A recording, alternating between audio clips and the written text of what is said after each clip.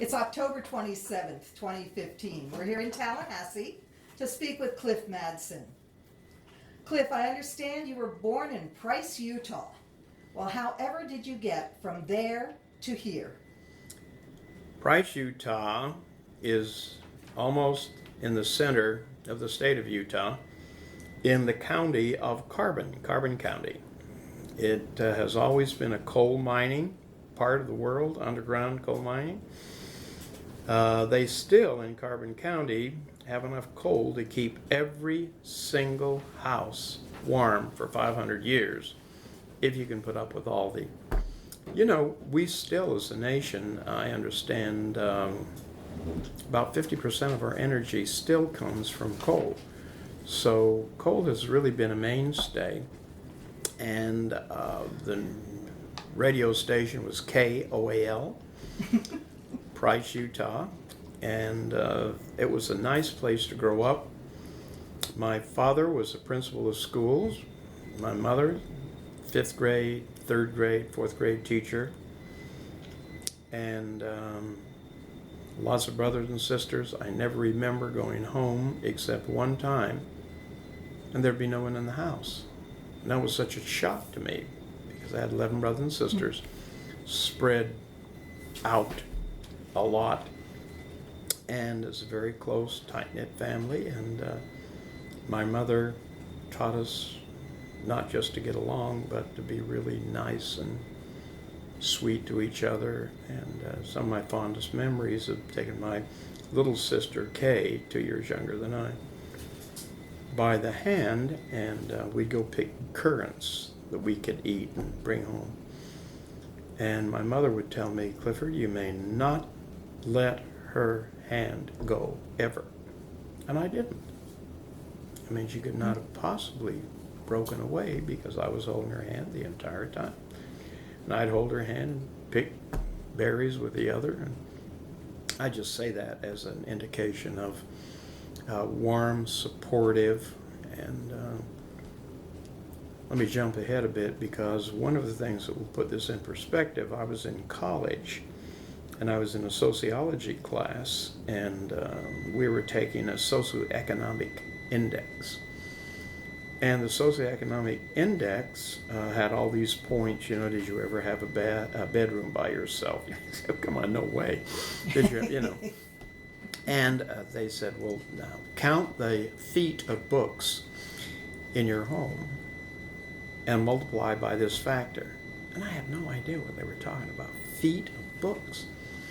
And so finally, one of these big classes, you know, 250, but I went up and asked the professor, I says, what does this mean? He said, well, did you have books in your house? I said, oh, we had tons of books. He says, what do you think about a bookcase? And he says, you know, that's 4 feet, multiply. Oh, I went from the lower socioeconomic class to the middle class on books. And that's when I knew that I really lived a privileged life, having parents that were educators and knew what was important. Piano lessons, music lessons, even if they couldn't afford it, and they couldn't. And I understand your mother also wrote children's books. Oh, she wrote children's books, and she was absolutely one of the liveliest people in the world. A nice contrast to my father, who was very staid and proper and right time, right thing, always. Well, you started your education there, and then in the 4th grade, you had your first musical experience. That's right, and because I know I was going to do this today, I brought this tonette. It's my first instrument, not this one, of course. But my older sister, Mary, who was 2 years older than I, had come across, not that many years ago, these tonettes. And of course, it's just, you know, sweet potato, whatever. But I kind of liked it because it had a little bell on, looked like a real instrument. And right away I could do that. Well, that was the band director's way of recruiting. And he'd take his very best players, which I did as well. Take the best trumpet player and the best, you know, from 7th grade or whatever, have them come in and play something and say, you want to be in a band? And that's when I got the idea to develop my own music music talent test. And I put this together, and I use this. I talk about this every year. I had 10 notes, and I go to the piano low and high, and I'd say same or not the same. And then I'd have 10 rhythms. I'd say same. Here's the second one. Same or not the same. And I never corrected because I had the information I wanted. I had the parent's name, I had the kid's name, I had a way to get in touch with the parent, and I knew what the kid wanted to play. And I could call up the parent, which I did. Many people did not have phones, but the ones I could get in touch with, or, let's see, and I'd say, hello, I said, I'm Mr. Madsen, I'm the instrumental music director here at Bradford City Schools, and I just gave a talent, aptitude test to every 4th grade student in this. And your son, John, scored such on my test that I want him in the band. And I'd usually get, oh, well, his mother was, or his uncle played trombone, or I said, oh, that surprised me. He says he wants to play. So that was the Madsen test, which tells you a lot about my philosophy, because who'd I want in my band? Everybody. Want everybody in there. Yeah. Well, we had you on 4th grade on the tonette, and then in 5th grade, in the 5th grade, my mother, through great sacrifice, because there are a lot of kids and not very much money, managed to save money enough to buy my first instrument, which was a new Colton cornet. Ooh. And if I think about it, I can still see the red velvet or whatever that was, and I can just still smell that, valve oil smell of the new instrument. And that was absolutely wonderful. And of course, with that, I took off, and it was very easy for me, very easy. Well, so easy for you, as a matter of fact, that by 7th grade. Yeah, by 7th grade, this is a, small community, but very diverse and mostly filled with people that had come over from the old country. My father-in-law, my wife's father, came over on a Carpathia, followed the Titanic when he was 16 to work in the mines. And they were working in the mines, where the limestone was not, limestone, and then the coal seams. You couldn't even stand up. And that's what they were doing, hard work. He eventually saved money, got into produce, made sure his kids got an education. He's a wonderful man.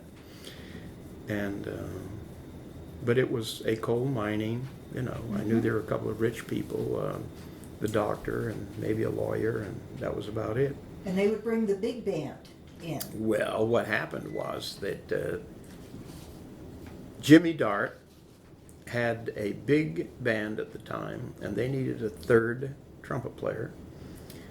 And he came and asked me, I was in 7th grade, he says, Mr. Madsen, he says, would you like to come and join us?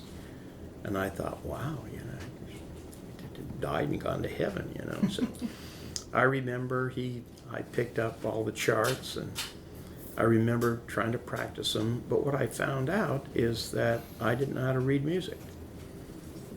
I'd been looking at the notes and told me what finger to put down, but I couldn't read music. I just, like most of us, learned quickly, and by the time we'd been through it one time, I had it memorized. So anyway, that was a really good experience for me, and it was one of those experiences where mentor, Jimmy Dart, was gentle and wonderful. As I remember the first chart that we played, and it was at sundown. And I remember picking up my horn and going da da da da da da da da da da da da da da dee da. 3rd trumpet part. He says, Mr. Madsen, he says, all music is written, but nobody ever plays it like it's written. We have to put the style in it. He says, and this is the style that we use here. And he took his brushes. He was a percussionist. It went ch ch ch ch ch ch ch. And I said, oh, okay, I've got dee ba dum ba dum ba bum ba dum. I said, oh, okay. But see, that was a pivotal time, and those are the times with a small kid, you know, boy sent to do a man's work, as it were, that can decimate a kid. Nobody made fun of me. I was okay, and I went through that and started to learn how to swing. But when he had a reunion many, many years later, I gave my testimony, and I said, you know, this is the person that was responsible for my learning how to read music, and it's really true. So that was a great experience for me, and one of many along the way. And I understand that when you were about 15, your dad moved your family to Salt Lake City, Yes. and you made another choice. Yeah, well, my dad spent, his life in public school. I'm a great believer in public schools, by the way. And he went all the way through the system, and it's whatever it was, 65 or whatever, he retired. And he didn't want to retire, but it was, you're going to be retired. Well, he went on, had several jobs as a soils engineer in Salt Lake, and later on he went back to do substitute teaching and taught into his late 70s as a substitute. But he was so good as a teacher that the principals would come and, they'd have a full-time job for him. And so he was there, his later. He was just a nice man, a very strong teacher, and had this big, rich, powerful voice. And he, when one of his teachers was not present, he'd go in and teach their class, but he'd recite poetry from memory.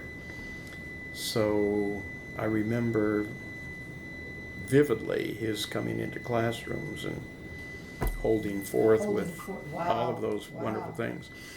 So when he left, that was a real turning point in my life, because I was not a very good student. As a matter of fact, I graduated 8th from the bottom of the general class, of the people that nobody thought were going to go to college.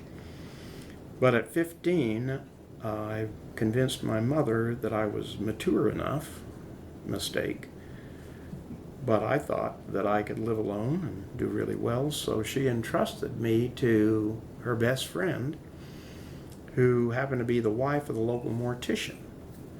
So I lived in the mortuary. I lived there for free. It was great. I was working in a Safeway store. And a lot of people don't understand spoilage, but they put out meat and it starts to go a little green. Well, that's just seasoned, you go to a steakhouse. And so I ate like a king, and I'd cook for myself, and I'd take a big old steak home, and any dented can at Safeway, you just take the wrapper off, because nobody wanted that old dented can, peas or corn or whatever. And so that was actually wonderful. At that time, I was, playing, performing, I was gigging, not in a financially remunerative way, but in a way that made sense, because that's what I wanted to do. I was so good at the Safeway, which is the Publix of the West, that they wanted me to go into the field. Wow. And I'd been all the way through the training, and they trying to convince me that I make a lot more money doing that than going into music. But I knew that I should be in music, so I quit that job, went right across the street to a music store. I ended up running that music store. But when I first went there, I was making something like $1.50 less an hour. You got to remember, this is early 50s, so that was a lot of money. But I Yes. knew it was the right thing to do. And that's one thing that I think that I've carried to this day. You know, we're never going to make money in our field, but it's the pay that's not in the envelope that matters. And I think that's just one of the best things can ever happen to anybody. But that was a real decision in my life. But what happened is that this was not a wholesome town, and I can't say I fell in with the wrong crowd, because I was the leader. I was the wrong crowd. And I started to lose my way. I had grown up in a wonderful, warm, supportive, good, strong, faith-based home. And yet I started to do any number of things. And I had Ivern, Wallace was her name, I had her con the first night I was there. I just said, "Oh, Miss Wallace," I said, "you know, I played dance jobs, and I don't know when I'm going to be in." And she, "Oh, Clifford, you're such a good boy. We're not going to worry about you." Well, somebody should have been worrying about me. I ended up getting arrested for stealing gas out of a school bus. I was set up for that because I was also playing football. And I'm sure that one of the guys whose spot I took was the guy who ratted me out, as we would have said back then. And they caught me, and I went before the juvenile court judge. And I think that was the first indication my parents had that maybe I wasn't doing what I should be doing in high school. But I was attending to everything that was important. My major girlfriend, who's still my lovely wife of 60 years almost, music, drama, football, acting. I was a poster boy for that. I was not a good student, but I was an okay student. And back then, you could get into college if you just had a lot of talent and ability. I would have never been able to get in a real university or whatever. I couldn't. And I ended up seeing the folly of my ways, as you might say, but then I got back on track again. And the interesting thing is, I've had kind of a Jekyll and Hyde life. My wife never knew what I was doing, but I was breaking and entering, stealing guns. I mean, I could have easily gone to prison. Dear. As a matter of fact, later on, I had a prison band, and one of the reasons I had a prison band, and when I came to Tallahassee, when I was here and knew that I needed to give back, I went first to the scouting folks, because I was an Eagle Scout. My dad was a Silver Buffalo. But then I said, well, you know, these people don't need me. They're all the great kids. They're my kid. They don't need me. They need somebody. They don't need me. And I ended up with the juvenile court, and I was a juvenile court counselor for 10 years. And I never lost a kid. Not one. I got him out of trouble, but I'd get him back in school. And even at that time, the course load for my colleagues was 60. You can't do anything with 60 kids. I had one. And I stayed with that youngster until she or he, sometimes I'd bring them home, you know, live in my house until they were out of trouble, back in school, and succeeded. I never lost a kid. Wow. Wow. Well, I understand your high school director also had a profound impact on you by introducing a new instrument to you. Yeah, and I've always said that, you know, I don't know if I said this before when we were visiting previously, but I don't think that you make it in life unless you get adopted several times. And I was still in band, and I was singing in the Messiah and doing all kinds of musical things. But I just was a typical trumpet player. You know, higher and louder and faster and whatever than anybody else, and that was what was important. Well, a new band director came to town when I was in I think it was my senior year in high school. It could have been the junior year. But I remember distinctly that he wanted me to play a new Con 8D double horn. that was new to the school. Silver, nice, lovely. He told me much, much later that he had determined that I probably had a lot of ability, but what was coming out of that trumpet was not connected to my ears or my musical mind. But with the horn, I started to learn all over again. And that became my primary instrument all the way through college.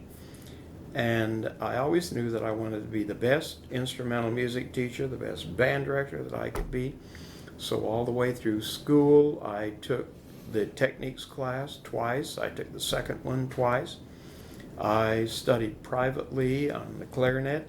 I studied privately on the violin. I played bass and contrabass, clarinet, all in the symphony if they needed one, and I didn't have a horn part. And I took very, very seriously every musical experience that was afforded me. And that was, of course, as I went through college. But the real pivotal point in my musical career was when I had graduated from high school. I was already living by myself. My father was a Rotarian, and he was very proud as a Rotarian. There's only one Rotary Club in town because it's a small city. And he was very proud of, building the first swimming pool to get the kids out of the canal and, all the other things. Well, the Rotarians, I think they still do that. Once every time they go around, they have to be responsible for the program. So I got very used to my dad saying, "Clifford, it's my night at the Rotary," and that would mean that I'd get my horn, or I'd get some of my buddies, or whatever, we come and play. Or sometimes I'd read do an oratory thing. I was, in forensics, and, I was in acting, and, I had a lot of things that I could do. And so when they had left Price, Utah to go to Salt Lake, it was only 125 miles, but it seemed like a long distance then. The superintendent of schools was in the Rotary Club. And Superintendent Harmon, he knew me, and I was a polite kid. I mean, although I was doing these awful things that nobody ever knew about, except my buddies, or my set of buddies there. But he called me up and he says, "Clifford," he says, "your dad's not here anymore." And he says, "And it's my night at the Rotary." And I said, "Well, Superintendent Harmon, you want me to come and play or do something?" He says, "I'd love for you to do that." And I said, "Okay." So we had a nice little bond, and again, I got adopted. So Wardle, as we call him affectionately, Alvin Wardle, he, as a matter of fact, when I was inducted into the National Hall of Fame, I mentioned one word, one name, and that was Wardle, because he literally saved my life. Had I not been adopted by him and gotten back into that music track, I could have easily ended up in prison. And that's why I decided that, I understand this. I can do some good here. And that thread continued for a long, long time. Yeah, wow. But I was given the opportunity right out of high school of being the director of the Helper City Schools Band. And Helper, Utah, 7 miles from Price, another coal mining camp. And Helper was the appropriately named. It had a roundhouse. That's where a train can turn completely around and go the opposite direction. There aren't too many of those around. And Wardle, because he was so busy, he built such a great program in Price, Utah, that he didn't really want to hang on to this Helper program, which is fledgling anyway. So he came up with this great idea that I could take over the Helper program. Well, that would have never been possible, except the superintendent of schools was the guy who I befriended, or he had befriended me over the years by being my night at the Rotary. So he was okay with that, even though I was young, and he thought that I was an upstanding, nice young man, and, the son of a principal and a woman of the year, my mom, and so he was okay with that. And I absolutely loved it. And that's why you were attending community college. Yep, community college. Uh, in the summer between my first and second year in community college, Wardle and I decided that we were going to go to Eastman School of Music, Rochester, and we were going to go to this great big summer program they had there. Well, as it turned out, he, of course, was a graduate student, and at that time I had a beard. I must have looked older, but I wound up in this conducting class. It was a graduate class, and I didn't know what I was doing. You know, I just went wherever he went and did what he did and studied and, you know, worked really hard and enjoyed it. And as it turned out, that was the only conducting class that I ever took from anybody. And Frederick Fennell taught that class, and it was the only conducting class that Frederick Fennell ever taught. I found that out when he was here about 15, 20 years ago, because I reminded him of what a profound influence that he had been on me at that pivotal time in my life. But then I got very, very homesick for my wife, and they had auditioned me in 2 or 3 different ways without telling me at Eastman, and they wanted me to stay at Eastman and told me that they could, you know, provide a scholarship all the way through. Well, I've always thought that part of really wanting to do something is to know that you could, you know, and if you know that you can, then you have to decide if you really want to do it. And I already knew that I could do it, and I know that I stacked up okay there with all the other trumpet players around. And so I went home to marry my wife, which is the best thing I ever did. She's still my wife after 59, 60 years. Oh, that's wonderful. I'm convinced you have a musical angel looking out for you. I'm sure I do, and I was just lucky. A lot of times we talk about luck, good luck, bad luck, and I've seen a lot of the juvenile court kids with whom I've interacted, and when I had a prison band.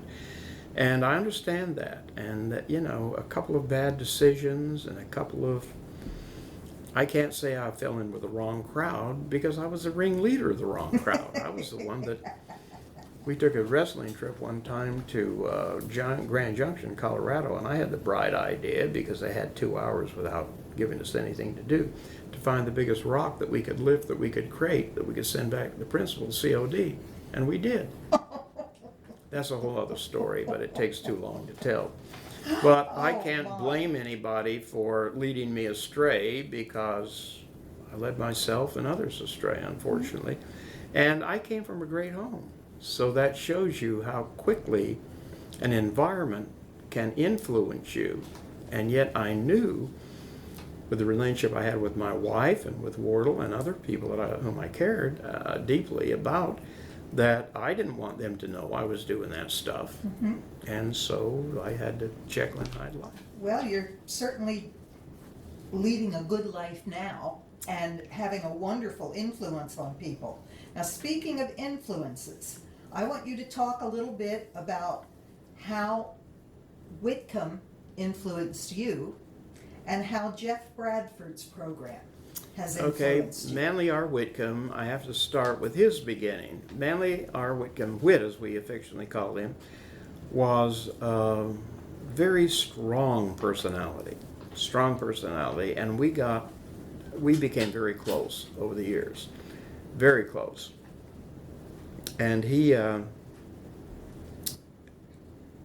when I had finished, I went to Brigham Young University and finished there, but going into my master's degree, I had the opportunity to take over the Cougar Marching Band as the director. And it was supposed to be under somebody's supervision, but, you know, I didn't need any supervision. I was a band guy, you know. Show me the kids and I'll get it done. So that was a really wonderful thing for me too, and a great experience when I was at Brigham Young. And since I'd already had 2 years public school teaching, when it came time that ended, I thought, well, everybody was encouraging me to go on to school. So I applied to any number of universities, and the reason I chose Florida State, this was in the summer before, in 1960, Dokanani was still alive. passed away a few months after I got here in the fall of '60. But the reason I chose Florida State is because it seemed to me to be the kind of school that encouraged people to continue their musical work and growth at the same time you're doing the academic side. That really appealed to me. I had 3 or 4 assistantships, University of Kansas, Iowa, but all of them wanted to track me. You're either going to be an academician and, put your baton away, or you're going to be a performer and a DM, DMA, and, the two don't get together. Well, I always thought that was wrong. I still do. And one of the things I'm very proud of at Florida State University, since I've been here, we have only 1 doctorate. And that's purposeful as far as I'm concerned. Because when you have 2 doctorates, no matter how hard you try, you end up with first and second rate programs, I think. And people or at least the perception argue with that. Yeah, the perception of it. And of course, going all the way back to Plato, I mean, perception is reality. And if people start to think those things, then that becomes the reality. So that got me Florida State, and I pulled this little trailer. It had everything that was valuable to me. It had my hi-fi, it had my books, little Beetle, Volkswagen Beetle, a 6-month-old daughter, and my wife, and we came to Tallahassee. And when I got to Tallahassee, I was always, precocious and ahead of my time, like every musician is, especially the ones we get at Florida State. I didn't think that my assistantship responsibility would be what it was. Well, what I got assigned from Manley Whitcomb was the instrument repair room. Well, that's another job that I had. I taught myself how to repair instruments, which is a great gig because you could do it at night once you got home from, concerts and things. So and there's a constant need. Oh yeah, and I, actually when I came to Tallahassee, I brought my big old fishing box, which was my toolkit, and I could do everything. I could, do the work on French horns and get all the kinks out and overhaul clarinets and whatever. So that was yet another. I had a lot of part-time jobs along the way, and that, of course, sustained me all the way through. Well, what about When your... Whitcomb... Oh, I'm sorry. Yeah, no, I was going to talk about Manley Art, but in his beginning, Florida State University was Florida State College for Women. When Florida State first started, it was coeducational, and then later the women stayed in Tallahassee, the men went to Gainesville. To this day, the strong programs at University of Florida, engineering, agriculture, they're the agricultural school, FAMU and University of Florida. And this was the girls' school, and because of that, the strength of Florida State has always been in those professions that only women could get into. So theater, dance, what we used to call home economic, music, those are the strengths, and still are many of the strengths. Well, in '48, they decided to go co-educational again. And in 1952, they decided they're going to do big-time football. And Carl Otto Kirsteiner, KOK as we called him, and he was a salty old dog, and he'd say, "Who's the best damn band director in this nation?" Of course, he was talking about marching band. And somebody'd say, "Well, that'd probably be Manley R. Whitcomb up there at Ohio State." He'd say, "Get him on the phone." Well, what happened to the band program is that Robert Tone Browneagle, which everybody affectionately called Brownie, except not I called him Bob or Robert, and he was the director of bands. His budget was $500 in 1951. They brought Whitcomb in. His budget was $10,000. And he brought 7 full-time faculty members with him from Ohio State, including Charlie Carter, full-time clarinet student, Nancy Fowler, oboe. And, I mean, it was instant success. $10,000 and football, and he Was Wow. head of the, and so in my desire to do the best job I possibly could do when I first got here, I did the instruments. I repaired them all. Half of them were not even playable. Well, I repaired them all. And every time I get an instrument like an E-flat tuba, I'd ask Carl Kirsteiner, I'd say, it'd be okay if I fixed this up and gave it to one of the high school, because some of the high school, didn't have a tuba. And I'd go in there and I'd grab a trumpet player, add 3 sharp, whatever it is that we do, and say, hey, this kid's going to have instant success, and so I do that. Barry sax, I mean but it's not a big deal to repair that if you know what you're doing.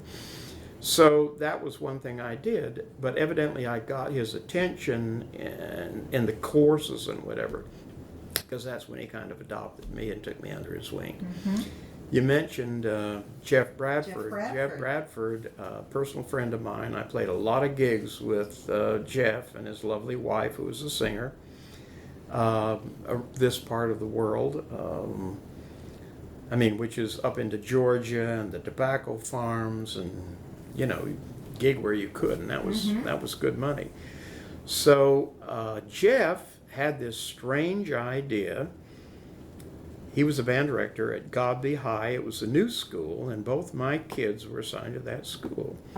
I don't know how long it had been open before they got in, but it was a pretty new school when they went there.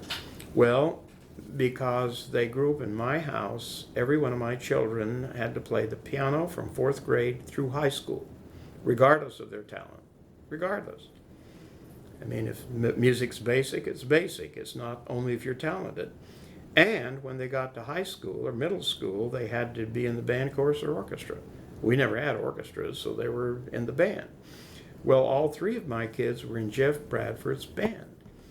And he was a great band director. 3 of my kids, one who's next to tone deaf, and he wouldn't mind my saying this, but he is.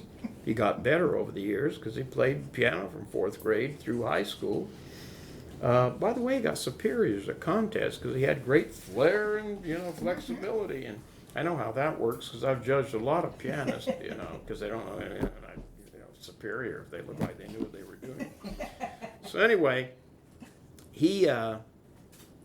Jeff believed that you should stick to something if you start it.